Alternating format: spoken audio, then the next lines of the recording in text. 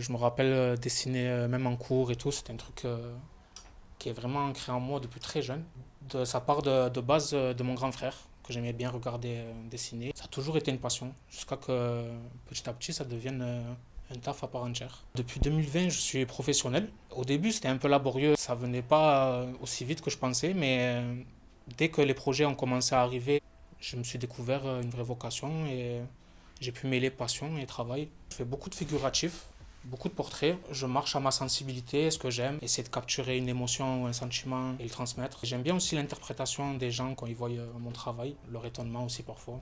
Ça a été un gros tremplin, les réseaux sociaux, ça m'a permis de toucher beaucoup de gens. Vous pourrez me rejoindre sur Instagram, Facebook, TikTok, Snapchat, sur Nori le peinturier. Je suis quelqu'un de mon époque, je fais beaucoup des trucs en rapport avec ce que je kiffe et ce que j'aime. Vu que je mets du cœur dans ce que je fais et que ça parle à beaucoup des gens de ma génération, petit à petit, je me suis fait mon petit nom localement et je suis content même de ce parcours et j'espère que je vais encore plus tout casser en 2024. À l'école, quand on me demandait sur la fiche qu'est-ce que je voulais faire, c'était dessinateur de BD ou concepteur de personnages pour jeux vidéo. C'était toujours quelque chose en rapport avec l'art et la création. C'était quelque chose de logique pour moi. J'ai pas réussi à faire une école d'art appliqué ou les beaux-arts, mais je suis content de mon parcours autodidacte. Et ça m'a permis de me construire mes propres bases. Peu importe ce que vous aimez faire, c'est la résilience. Il faut être à fond dans ce qu'on fait. Et les échecs, ça nourrit. Il y a un travail en amont, c'est clair. Il y a un travail de recherche d'images. Comme un sculpteur, des fois, je vais utiliser plusieurs modèles pour faire représenter ce que j'ai vraiment en tête. C'était pour montrer ce que je faisais. Et tellement les commentaires, les gens, et que ce soit de mon entourage ou pas, ça, ils ont été bienveillants et du coup ça nourrit en fait ma foi, mon travail et en ce que je faisais. Et petit à petit j'ai fait des trucs encore plus forts, plus loin.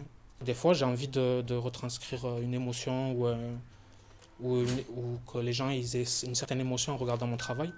Et des fois, ça va être par pure poésie. Voilà, j'aime quelque chose, je kiffe quelque chose de particulier, je vais essayer de le capturer. Ma toute première fierté, c'était pour mes parents. C'est vraiment un travail atypique. Et quand on dit à ses parents, je vais devenir chanteur ou danseur ou artiste peintre, ils ont un peu de réticence et ils ont peur, surtout pour nous. Et je suis content que malgré tout, elle m'a toujours poussé à faire ce que je faisais.